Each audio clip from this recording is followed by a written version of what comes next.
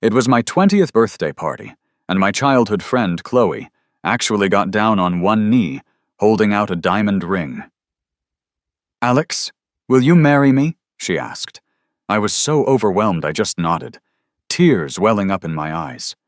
But just as I went to reach for the ring, she swerved at the last second and slipped it onto my friend Mark's finger. The room was completely silent for a beat, and then everyone exploded into laughter.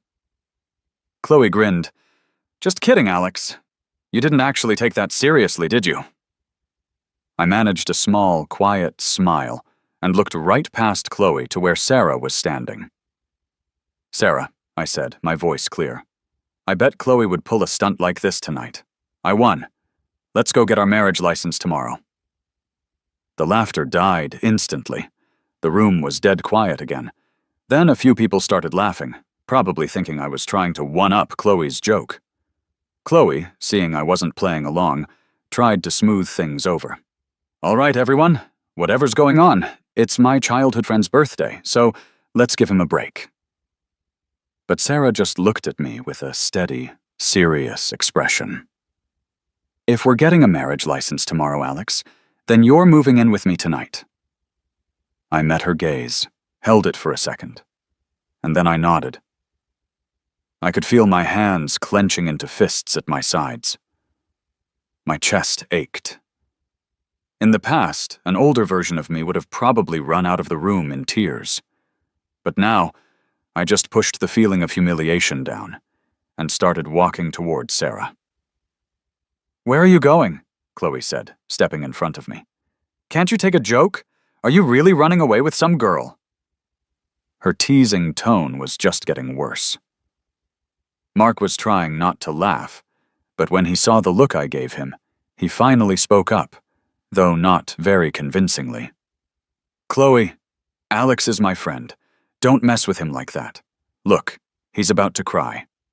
Watching these two people, who I used to care about more than anything, make fun of me like this, I couldn't even describe the feeling. It was like my heart was in a vice. It brought me right back to a week ago. A new specialty restaurant had just opened in the city, and I knew Mark loved trying new places, so I made reservations for us. That was the day I finally saw things clearly. Mark and I had been roommates in college and became best friends. I told him everything, including how I felt about Chloe. What I never imagined was that as soon as Mark found out Chloe's family was incredibly wealthy, he'd start trying to get with her behind my back. That day at the restaurant, I had stepped away to go pay the bill, and I overheard their phone conversation. It was about a bet. "Mark, have you decided to be my boyfriend yet?" Chloe asked. He replied, "We're good just flirting. If we start dating for real, I'm worried it'll hurt Alex." She just laughed. "Him? He's always chasing me around. I've got a perfect way to make him give up on me for good. Just you watch." Mark sounded amused and asked her what her plan was. Chloe said, "His birthday is next week. I'll pretend to propose to him and then use the chance to completely humiliate him. I bet he won't have the nerve to follow me around after that." Mark was laughing as I stood there in the hallway, feeling a chill go right through me. After that day, I really thought hard about everything. What did I do that was so wrong that the two people I cared about most would want to hurt me like this? Everyone knew I was in love with Chloe. We had grown up together, practically family friends who knew everything about each other. From the time we were kids all the way through college, Chloe had been the one chasing me, wanting to make it official. For the longest time, I just saw her as a sister. We were just too familiar with each other. But as we got older, her persistence started to mean something to me, and I eventually developed real feelings for her. The moment I finally agreed to be her boyfriend, she suddenly turned me down, telling me I should focus on my studies instead. From that point on, the roles reversed. I was the one chasing her, right as she seemed to have lost all her affection for me. I never understood why. I just wanted us to get along. But she insisted on constantly mocking me and playing these games. I figured Chloe just felt unsatisfied. After all, she had chased me for all those years, and just when I was ready to give up, She couldn't handle it. It felt like her investment of time hadn't paid off. She needed to prove that I couldn't move on from her. It was pure vanity. "Alex, are you seriously going to cry right here?" Chloe's voice snapped me back to the present. "If you do, I'll just pretend I didn't hear what you said earlier, okay?" I just fixed my gaze on her, seeing how she was so caught up in her own little drama. "Chloe, you're shameless," I said, my voice flat. "Get out of the way." She looked genuinely surprised that I'd insult her, and her expression turned cold. I pushed right past her, grabbed Sarah's hand, and started walking toward the door. Chloe just stood there, stunned, watching as Sarah and I were about to leave. She finally snapped out of it and yelled after me, "Alex, are you stupid? Do you really think some fake marriage stunt is going to make me want to be with you?" I actually chuckled. "Fake wedding? You can think whatever you want." Chloe scowled. "Alex, that's enough. I just made a bet with a friend. There's no need for all this fake wedding nonsense." She clearly thought I had fallen for her bluff and was just trying to save face. She sneered. "After this little bet is over, you'll come crawling back to me. Don't expect me to welcome you back, though." Her sheer arrogance killed any last bit of affection I might have had for her. "Chloe," I said, "we'll just see what's real and what's not." With that, Sarah and I left. Chloe tried to follow us, but Mark stopped her. "Chloe, since Alex has a fiancé now, I'll be your boyfriend," Mark announced loudly, clearly trying to get a reaction out of me. Chloe also raised her voice, yelling, "Alex, if you walk out that door right now, don't you ever show your face to me again." I didn't even slow down. "As you wish," I said as the door closed. As I walked out of the club's main doors, I was about to let go of her hand, but Sarah suddenly pulled me into her arms. "Alex, are you just going to ignore me now after everything?" she said, looking up at me with a definite mix of annoyance in her eyes. I pressed my lips together for a second and then wrapped my arm around her neck. "No, I'm not." Sarah raised an eyebrow, not letting up. "If you're not, then you're moving into my place. Now!" I didn't say anything right away. Seeing my hesitation, Sarah got frustrated and asked angrily, "Alex, did you forget what you promised me the other day?" How could I forget? Even after I found out about Chloe's horrible bet, I still couldn't stop myself from reaching out to her. She acted so calm about it, telling me she had this whole birthday party planned for me. Even though I knew it was all part of her joke, I still held out hope for one last chance to fix things, to talk to her. 3 days before my birthday, I asked Chloe to meet up, wanting to just have an honest conversation. But as soon as I suggested canceling the party, her face turned cold. "Alex, do you have any idea how much effort I've put into this party for you? I wanted to give you the best. I've already sent invitations to all my friends, and now you want to cancel it?" Hearing her use that familiar, caring tone, but knowing it was completely insincere, made my chest hurt.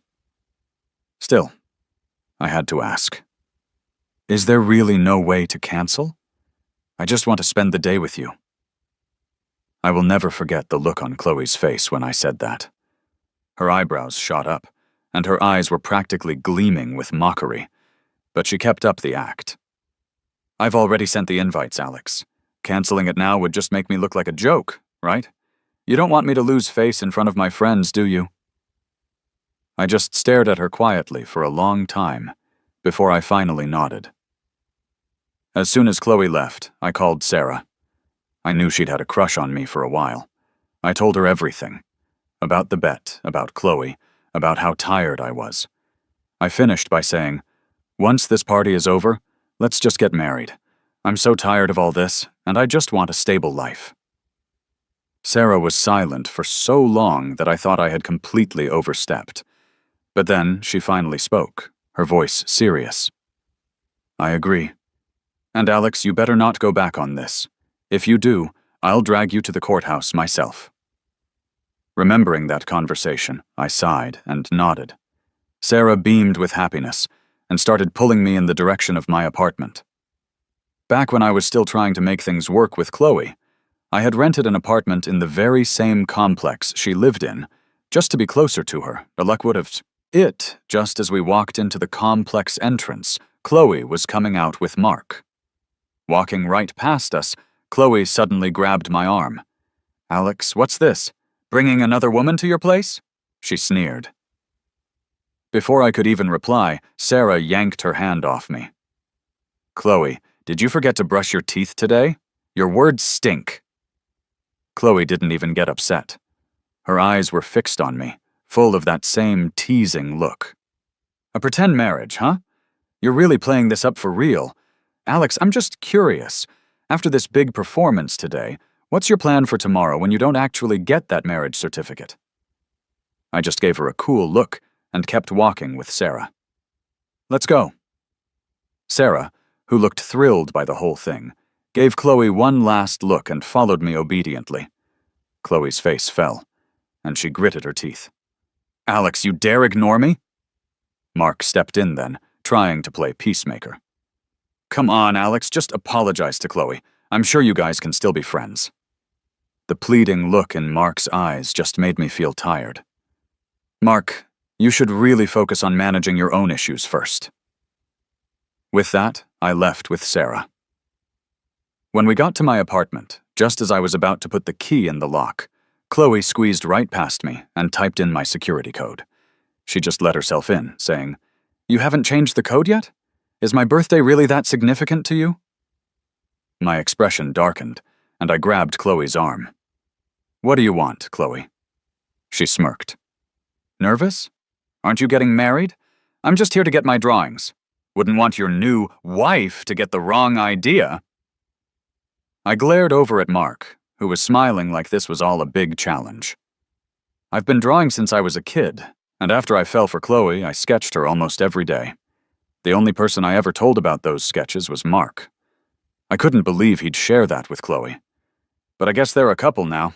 They probably share everything. I smoothed out my expression and gestured to the living room. "Great, your drawings are all shredded and in the trash over there," I said. Chloe followed my gaze, and her eyes went cold. Sarah couldn't help but let out a small chuckle. Chloe shot her a furious glare before looking back at me, angry. "Alex, that's enough!" Before I knew it, Sarah had physically pushed both of them out of the apartment and quickly locked the door behind them. Chloe had never been treated like that by me before. I could hear her yelling through the door, "Alex, if you give me another chance, I'll be a fool!" Packing up my things was quick. Sarah wouldn't let me lift a finger. In almost no time, I was moving all my stuff into her villa. Watching her grinning from ear to ear as we did, it stirred something inside me. That night, I stayed in the master bedroom, and she took the guest room. Early the very next morning, Sarah dragged me to the registry office. I was still half asleep, and before I knew it, I had an official marriage certificate in my hand. Sarah immediately posted about it online, telling everyone we were married. Her friends insisted on throwing a party and said they had to meet me. I didn't mind, so we set the party for 3 days later. My parents called me back home that same day. When I arrived, I discovered that Chloe had already called them and snitched on me. My parents scolded me pretty thoroughly.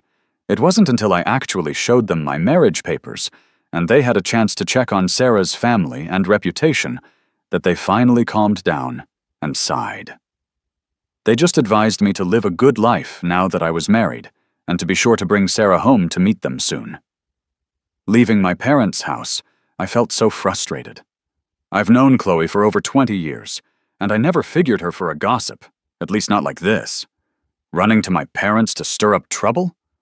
I was never planning on hiding my marriage from them, but I definitely wasn't expecting them to find out about Sarah in that way. When I got to the party Sarah's friends were throwing, Chloe was standing right at the door, smoking a cigarette, before I even walked in. Her face was flushed, like she'd already had a few drinks, and her eyes seemed to light up for a second when she saw me. I frowned, trying to just step around her and go inside, but Chloe blocked my path. She really has a knack for finding out where I'll be. I looked up at her. The usual teasing look in her eyes was gone, replaced by a subtle, weird smile. She said, "Since you're being so thoughtful and coming here to pick me up, I'll give you another chance." I was completely confused. I stiffly asked, "What chance?" Chloe raised an eyebrow, stepped closer, and said, "A chance to apologize. If you can satisfy me today, I might—" She didn't get to finish her sentence because Sarah walked up to us right then, wrapped her arm around my waist, and said, "Come on, let's go inside. Everyone is waiting for us." I nodded and followed Sarah in. Chloe caught up to us just as Sarah's friend saw me and shouted, "Brother-in-law!" Chloe glared at me, her face darkening. "Alex, why are they calling you brother-in-law?" I scanned the room and recognized a few people who had also been at my disastrous birthday party. I calmly replied, "It's because we've registered our marriage, Chloe. What else did you think?" Both Chloe and Sarah come from wealthy families. They aren't really friends, but their social circles definitely overlap. Chloe was apparently here just because someone told her it would be a lively party. Seeing me not paying her any attention or fawning over her, Chloe's face grew even darker. Holding back her anger, she warned me, "Alex, before I completely lose my patience, you tell them your marriage with Sarah is fake." It sounded so ridiculous it was almost a joke. I just studied her for a second before saying, "Chloe, are you possessed or something?" Her anger finally boiled over. She cursed and grabbed me by the collar, trying to pull me outside. Sarah immediately caught my arm, and then slapped Chloe hard across the face. Chloe stumbled back, then steadied herself, pure fire in her eyes as she tried to swing back at Sarah. "You dare hit me!" I quickly stepped in front of Sarah and warned Chloe, "Try to hurt her, and I won't hesitate to have my dad pull his investment from GT Innovations." With that, I led Sarah out of the party, heading straight for the underground garage. As the car started, Chloe ran over. I told Sarah to just hit the gas, but Chloe stood right in front of the car, blocking our way. The sudden stop made my own anger flare up. I slammed the car door as I got out and slapped Chloe. "If you're going to cause trouble, don't do it in front of my car." Chloe laughed, a bitter sound, turning her head slightly. "Alex, you're really something. To convince me, you not only faked a marriage, but you even threatened me with GT Innovations?" She continued, "Did you forget that you and I grew up together? Our families are the closest." Looking at this person I once loved, hearing her completely shameless words, just made me feel disgusted. It was only then that I realized how revolting it was to even think of us as childhood sweethearts. I said, "Chloe, you're clinging to me because you can't stand losing all the attention, right? Childhood sweethearts? Closest families? Please stop disgusting me." I pushed her away from the car and got back in. As we drove off, Chloe screamed after the car, "Alex, you remember what you said today. Don't you come crawling back to me." That night, I went to my parents' home with Sarah. My parents' worries finally eased when they met her. They completely bombarded Sarah with questions, and I couldn't get a word in, so I just went upstairs to my old room. It had been ages since I'd stayed at home. My room was still full of gifts Chloe had given me over the years. I grabbed a large trash bag from the closet and stuffed every single one of them inside, checking twice to make sure I didn't miss anything. Then I carried the heavy bag downstairs. I told my parents briefly I'd be right back and headed to Chloe's house, which was right next door. Once, living next to her felt like the luckiest thing in the world. Now, I couldn't stand it. I wished my parents would buy a new place and move away as soon as possible. I hesitated at Chloe's front door, debating whether to ring the bell or just dump everything in the trash. Just then, a housekeeper came out with some groceries. I was overjoyed. I just handed her the bag, asked her to please return it to Chloe, and then quickly headed back home.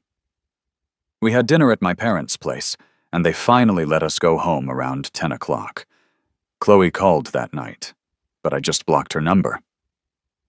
The next day, I went to my art studio to pack things up, planning to move away from the street where GT Innovations was located. Of course, she showed up. I instantly frowned. Get out. You're not welcome here. Completely unfazed, Chloe just started flipping through my paintings. I set down my art supplies and moved to push her out, but instead she grabbed my wrist.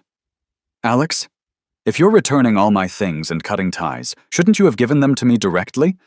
Don't worry, Mark won't mind if you and I meet secretly, just like you're doing. Hearing her use my old nickname and comparing me to Mark really ticked me off. I shook her hand off, frowning. There's no reason for us to ever meet again. Leave my studio. At first, Chloe's eyes sparkled with that familiar, mocking humor, but then she spotted all the packed boxes, and the smile vanished from her face. Alex, what are you doing? Just then, Sarah walked in, answering for me. What are we doing? We're moving out. Is Sarah stupid and blind? The atmosphere in the studio turned tense immediately. I wrapped my arm around Sarah. Let's go. The movers can take care of the rest of this. After we left the studio, Sarah couldn't stop smiling. I was speechless. Sarah, when you're laughing like that, should I be worried that there's something wrong with you? Sarah looked at me, her eyes sparkling, and said seriously, Alex, I'm just really happy. I didn't get it at all, and blurted out, Happy about what? Sarah gazed at me with so much love in her eyes that I felt like I could almost drown in it. As I awkwardly turned my head away, she cupped my face and said, I'm so happy Alex finally called me his wife. The realization of what I'd said back in the studio hit me like a ton of bricks. I could feel my face turning crimson. Even though I knew Sarah liked me, and we were, in fact, officially married, being teased like this was a first for me. Seeing how shy and flustered I was, Sarah just lit up with joy. She drove us all the way back to the villa, never losing that grin on her face. Her good mood was infectious, and it made me relax. After we had lunch, I headed for a nap, and Sarah joined me. As she tried to pull me into her embrace, I suddenly said, Sarah, I'm still awake. Sarah froze, looking at me with a pitiful expression. Alex, we're married. Her look amused me, so I snuggled into her arms. Sarah was surprised for a moment, but then tightened her embrace. Still, I felt restless. I asked her, Sarah, why do you like me? Sarah nuzzled my hair and replied, It was love at first sight. Who could resist a guy who's handsome, smart, and also compassionate and patient with stray animals? That's when it hit me. You knew me in college. We weren't just at the same school, we were in the same year? Seeing my shock, Sarah added with a little hint of jealousy, Back in college, your eyes were only for that heartbreaker. I felt deeply moved by that. I rolled over and kissed the woman who was sulking with jealousy. The sun was shining brightly through the window, setting a dreamy and intimate mood in the room. When I woke up again, it was already evening. The bed next to me was empty. I stretched my sore body and gingerly tried to get up, but as soon as my feet hit the ground, my legs gave out, and I tumbled to the floor with a yelp. Hearing the commotion, Sarah rushed in, putting down her phone. She checked me over carefully. Are you okay? Seeing her worried expression, I shyly tried to cover my naked body. Sarah just laughed at my attempt to hide. Seems like you're doing just fine. We're married, Alex. What's there to hide? I never knew Sarah could be so shameless. Stop it! Before Sarah could respond, a noise came from her phone, which was on speaker. Chloe, why are you punching the mirror? Are you crazy? Oh my God, it won't stop bleeding. Someone get her to a hospital. My eyes shifted from Sarah's phone to her, silently asking for an explanation. Before she could speak, another roar came from the phone. This time clearly Chloe's voice. "Sarah, you stay away from my man, or you'll regret it." Hearing Chloe's hysterical voice, I frowned. "Chloe, are you crazy?" The other end fell silent as soon as I spoke. I picked up the phone, ready to hang up, but Chloe's raspy voice pleaded, "Alex, let's meet. I'll give you whatever you want." Sarah snatched the phone from my hand. "Chloe, in your dreams!" She hung up quickly and tossed the phone aside. I lay on the bed, looking at her, still silently asking for an explanation. Sarah sighed. "Ava invited me out for drinks. If I had known Chloe was going to be there, wild horses couldn't have dragged me into that call." Ava is Sarah's best friend. She had missed out on the party a few days ago because she was on a business trip, so she had no idea what had happened. She just got back and wanted to throw a get-together, and she had invited Chloe. I find it hard to believe Chloe didn't know the connection between Eva and Sarah. Why would she even show up in a situation like that? It's just crazy. The evening gathering ended early, thanks to Chloe. Sarah ended up bringing Eva over to our place. I was planning to cook dinner, but Sarah insisted I rest after our tiring afternoon, so we just ordered takeout instead. I lounged on the couch, watching TV, while they sat nearby, drinking and chatting. My phone wouldn't stop buzzing on the coffee table, and Sarah handed it to me without even looking. When I checked it, it was a text from an unknown number, and it contained some scandalous photos. The important parts were blurred, but I could recognize those faces anywhere. I had just deleted the disgusting photos when another message came in from the same number. "Alex, don't be so smug. You may have followed Chloe for years, but she's still mine." I picked up Sarah's phone and forwarded the photos of Chloe's hand injury, which her friends had sent in their group chat, to my own phone. Then I sent them to Mark with a taunting message. "So what? Your girl is now going crazy over me." The phone rang almost immediately, but I just ignored it and blocked the number. Feeling a bit cheeky, I smirked. I thought, serves you right. Turning my head, I found Sarah giving me a very stern look. My heart skipped a beat, so I leaned over and kissed her. "I was just messing with him. Nothing more." Her expression softened, and she pulled me to sit with her. We were settling into a comfortable evening with Ava when my phone buzzed again. It was another unknown number. The attachment was a picture of a badly injured, bandaged hand. The text read, "Alex, I've been hurt. Can you come to the hospital to see me?" I just rolled my eyes and replied, "Let me know about your funeral. I'll make sure to attend." 3 days later was the K University alumni celebration. As graduates who had done well, both Sarah and I were invited. Knowing we had some time before the event, I decided to take Sarah to my favorite fashion boutique to get a couple of custom outfits made. Sarah was thrilled, pulling me out of bed bright and early that morning. Yawning in the passenger seat on the way there, I thought to myself that I should definitely lay down some rules once we got back. With her being so tireless, I was worried we might burn out too soon. When I got to the studio, the owner, David, greeted me warmly with a hug. But when he saw Sarah smiling behind me, he let go and looked a bit puzzled. "Who's this?" he asked. I smiled and introduced her. "My wife, Sarah." David's eyes went wide. He glanced at Sarah, then back at me. It looked like he wanted to say something, but held back. After taking Sarah's measurements, David handed her a book of clothing designs. Then he quietly pulled me aside and asked, "Alex, you're married? What about Chloe?" Before he could continue, I shushed him with my finger. Glancing over at Sarah, who was busy browsing the designs, I whispered, "Don't mention her. My wife is a little jealous." David chuckled. Sarah turned around right then and asked, "Alex, what are you two talking about?" David smoothly replied, I was just telling Alex that you two are a perfect match.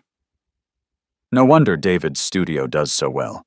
His wit and quick thinking make him a natural. Sarah beamed at the compliment. She had originally planned to just pick out 3 styles for her clothes, but she ended up pointing at the entire catalog and saying, "No need to choose. Make one of each for me, and make a matching one for Alex for each." David was thrilled and quickly agreed. I opened my mouth to say something, but then decided against it. If Sarah was happy spending her money, then it was all good. Just when the atmosphere was perfect, someone called my name from the entrance. "Alex?" I turned to see Chloe walking briskly toward me. Sarah was the first to react, protectively positioning herself in front of me, and eyeing Chloe cautiously. I peered over Sarah's shoulder and asked, "Chloe, why are you still around? What are you doing here?" Chloe looked hurt. That's when I noticed that this woman, who was usually so well-dressed and vibrant, looked completely worn out. Her right hand was wrapped in thick bandages, which were stained with blood. I frowned and looked away. In a raspy voice, Chloe said, "Alex, why didn't you come to see me at the hospital?" I looked at her, confused. "We're not related. Why should I visit you?"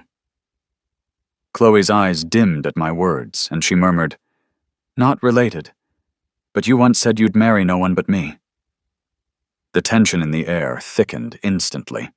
Sarah looked like she was on the brink of exploding with anger. I quickly tugged Sarah toward the restroom, coaxing her softly. "Let's go see if there are other designs to check out." Chloe started to follow us, but David intercepted her, holding a new suit. "Chloe, you're here to pick up your clothes, right? They're ready. Can you take a look and then leave?" Though David was smiling, his tone was firm, since he could tell I wasn't exactly friendly with Chloe anymore. That reminded me, that suit was my gift to Chloe for her birthday. To make sure it fit perfectly, I had even brought her to David's for measurements. I never expected that the girl who usually didn't care about any of my gifts would actually come to pick this one up. Sarah pursed her lips and followed me. Just as I got her into the restroom, Chloe called out again, "Alex, this suit was custom-made by you. I want you to see me try it on." With a loud bang, Sarah's fist left a dent in the doorframe. My heart sank. The usually high-spirited, combative Chloe was behaving very differently today.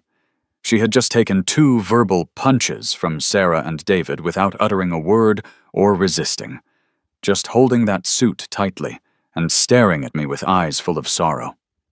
I kept leading Sarah out of the studio. Chloe didn't say anything else as we left, just clutched the suit. For the next several days, Sarah stayed home with me, skipping work. I knew she was upset about what happened, so I didn't push her. On the day of the school anniversary, I helped her get ready. We lingered at home for a bit longer than planned before Sarah finally led me out the door. Everything at the event went smoothly, right until the main celebration ended. Sarah then left me to roam around the campus for a bit, while she went to catch up with one of the school leaders. As I was walking near the main fountain, I bumped right into Chloe. I immediately turned to leave, but Chloe quickly blocked my path. I stepped back, trying to put some distance between us. "Chloe, what do you want?" I asked with a slight frown. Chloe's eyes grew teary, and she said in a pleading voice, "Alex, are you really so cold that you can't even talk to me nicely anymore?" I looked at her and sighed, averting my eyes. "Chloe, what is there left to say between us?" "Yes, there is," she interjected, her emotions clearly getting the best of her as she closed the gap between us. "Alex, I regret it. I realize too late how I really feel. Please, give me another chance." I was backed up right to the edge of the fountain, holding out a hand to stop her from coming any closer. But Chloe didn't seem to understand, or didn't care, and continued to approach. When I nearly stumbled backward into the fountain, she reached out and pulled me back. My heart had barely settled from the shock when she quickly pulled me into her arms.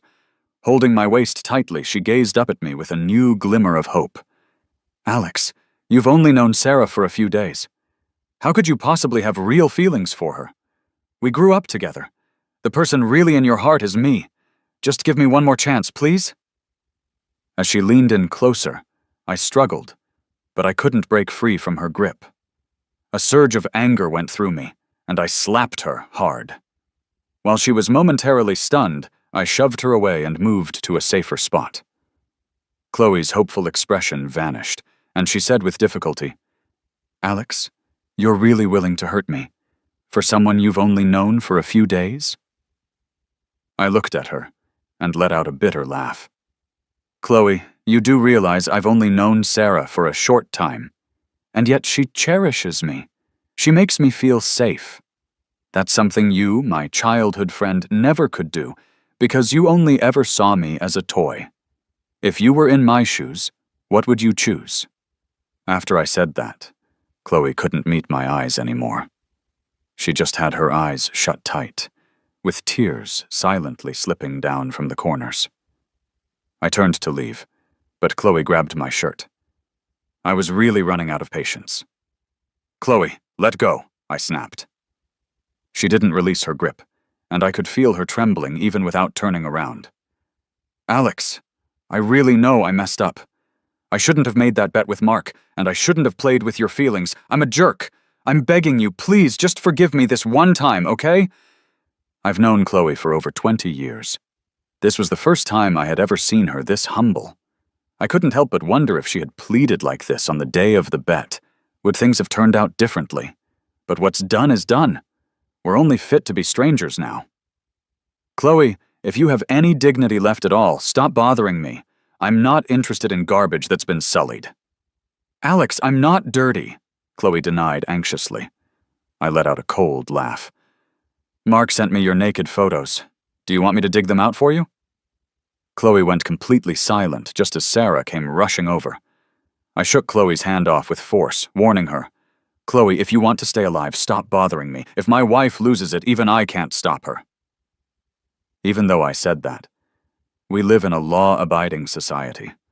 I would never let Sarah actually go astray for real. While Chloe was distracted, looking toward the approaching Sarah, I suddenly shoved her backward into the fountain. Seeing her completely drenched, like a soaked bird, I couldn't help but laugh. When Sarah got to me, she was still catching her breath, which showed how worried she'd been. I thought she was going to scold me, or maybe even go after Chloe. But she just checked me over thoroughly, from head to toe. Seeing that I was okay, she looked at me with teary eyes. "Honey, I couldn't reach you. People said you left with Chloe. Do you know how worried and scared I was?" Looking at this pitiful, caring woman in front of me, I softened and kissed her lightly on the lips. "Don't worry, I'm fine. Let's go home." Since Chloe clearly wouldn't stop hassling me, Sarah handed all of her company business over to her dad to manage. She then took me on a long trip across several states, like a honeymoon getaway. Before we left, our parents all met up. They were planning a big, elaborate wedding for us. But just thinking about all the complex wedding rituals made us tired, so Sarah and I kindly declined their offer.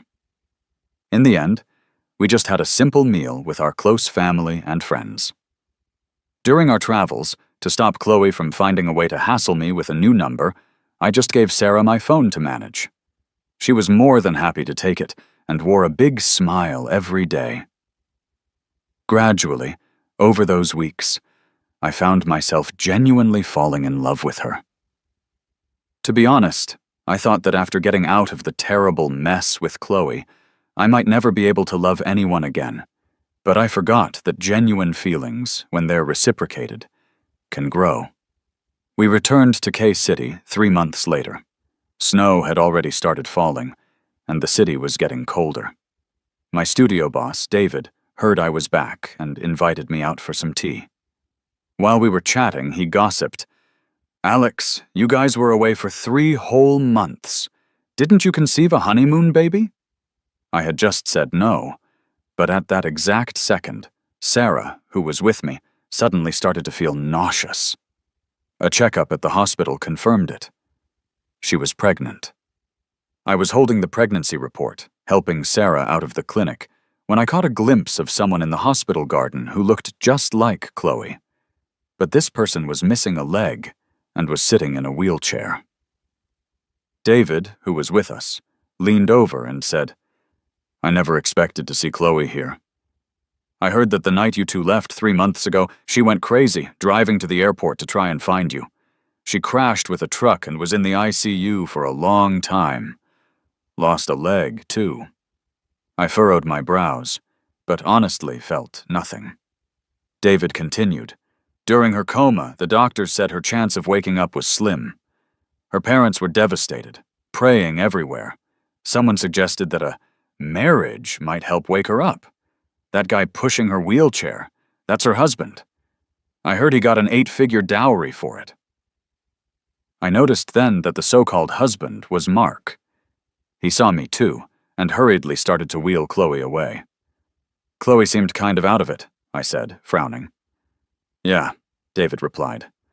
"They say the prolonged coma damaged her brain permanently. She's lucky she's not more visibly impaired." Watching Mark push her away, I actually felt a bit sorry for him. He had a bright future, but he chose the wrong path. Ultimately, he ruined his entire life for that money. When I got home, I shared the news of Sarah's pregnancy with our parents. I was as excited as a 3-year-old, just holding Sarah tight. Once I finally calmed down, I recounted seeing Chloe at the hospital. To my surprise, Sarah wasn't shocked at all. She actually shared even more details with me. At the end of it, she cautiously told me, "Alex, when she had her accident, she tried to call you for one last goodbye." Sarah didn't ask the rest of the question. She just looked at me anxiously. I smiled and hugged her tenderly. Leaning on her shoulder, I softly said, "To me, you and our baby are the only things that matter." Seeing the sparkle return to her eyes, I felt brightened too.